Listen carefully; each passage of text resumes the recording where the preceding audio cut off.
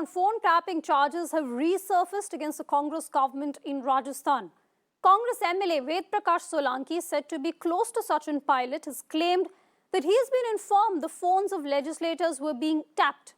The Gehlot government has rubbished these fresh charges, with a minister in the cabinet daring his party men to reveal the names of those whose phones were allegedly being tapped.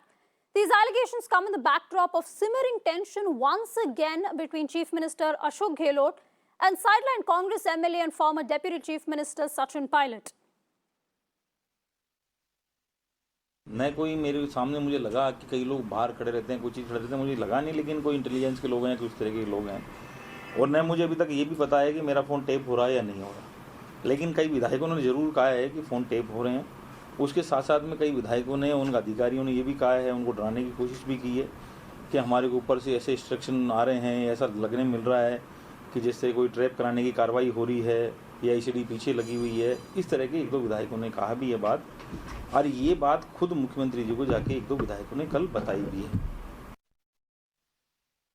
Okay, senior journalist Vinod Sharma joins us. Mr. Sharma, thank you so much for speaking to Mirror Now. I appreciate you taking some time out. Now, it's almost like phone tapping has become a constant in the crisis that's been brewing in Rajasthan for over 2 years now. We've seen repeated allegations of this. How do you view this latest round, these fresh charges of phone tapping, coming as it does in the backdrop of many people saying that there is going to be another chapter that's opened in the Gehlot versus Pilot fight?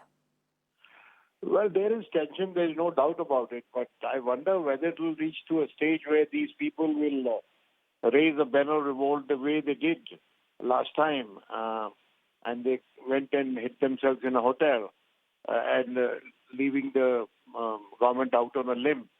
I think that there have been interventions from the party's central leadership to carry out some of the understandings that were reached in the first round of tension between Pilot and Gehlot. And, some of the people who were put in charge of resolving this dispute, they are no longer around. For instance, Ahmed Patel has died. So I think that, like in the case of Punjab, they had set up a committee. Maybe they can go ahead and set up a committee in Rajasthan as well. But I think that if some of the ministers, some of the supporters of Pilot are accommodated as ministers in the State Council of Ministers, and there has already been a rejig in the party organization where some of his people have gotten in. So it will happen. I mean, I think that this time the crisis isn't as serious as I see it from a distance, as it was in the first round.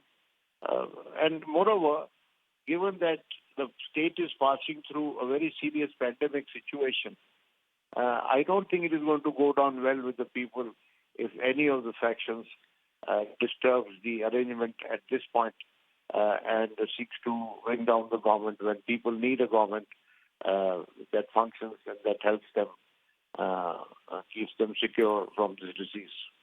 Mm-hmm. Well, Mr. Sharma, you did mention this briefly, but just zooming out of Rajasthan for a little and looking at the overall picture in the Congress party, there is a brewing rebellion in Punjab that's playing out. There's simmering tension in Rajasthan. In UP, we've just seen Jiten Prasad jump ship to BJP. How do you view these developments, firstly? And secondly, in each of these cases, we see, at least as far as Rajasthan and Uttar Pradesh are concerned, leaders who are said to be close to Rahul Gandhi, the young brigade who were looking at being accommodated within the Rahul Gandhi fold, have been sidelined, and the old guard, surprisingly, have been favored over them. Well, I think that young people and perceived to be close to Rahul, of course, Jiten Prasad, and before that, Jyotirpit Scindia is gone. But Jiten's loss in UP, I mean, I don't know how much of a loss is it for the Congress and how much of a loss it is for the BJP. But in terms of popular perception, of course, it dents the image of the Congress and, makes it look a party where people don't want to stay. And any political organization or any institution which starts losing its talent in this manner its future is in doubt always. The first requirement for any institution with the robust health is to retain its talent. And indeed, the Congress has been consistently losing MLAs and leaders to the BJP and other political parties. At many a place after elections, it has seen, defections and the BJP forming government despite not having the numbers by, poaching some sheep from the Congress's yard. Now, if party is so vulnerable to poaching and defections, then surely there is something abysmally wrong, and that needs to be corrected. And I wonder whether that correction will come anytime soon, because though there was this promise at one of the working committee meetings to hold organizational elections by June, but they were postponed, obviously on account of the COVID situation. And if there is this fear of a second wave, and thereafter in September or somewhere, and God forbid, if it happens, then I think that there is no scope for an organizational election until the next round of assembly elections, which is going to be in January, next year. So I think organizationally the party is in a bad shape, but they are making some changes in the states, and let's see how it transpires. Insofar as Punjab is concerned, they have handled it very badly. This public demonstration was not required. Our team going there, the party has a brute majority there, and everybody agrees. Even those who are unhappy agree that they can't be changing leadership at this juncture.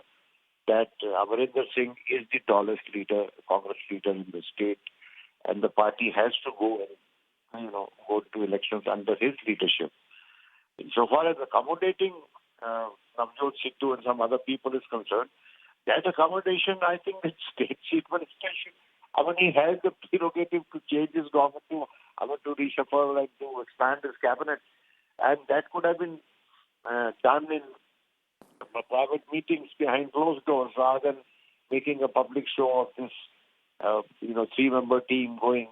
And the biggest irony is that one of the members of this team, Mr. Harish Rawat, should actually be working for the party in Uttarakhand, which too is going for elections next year. So I don't know. In organizational matters, this whole scene appears to be very, what should I say, total confusion. And God save this party, if it continues in this manner. Well, Mr. Sharma, it's safe to say that the Congress Party's house is definitely not in order, contrary to what they'd like to project. Vinod Sharma, thank you so much for speaking to Mirror Now and bringing us that perspective and analysis.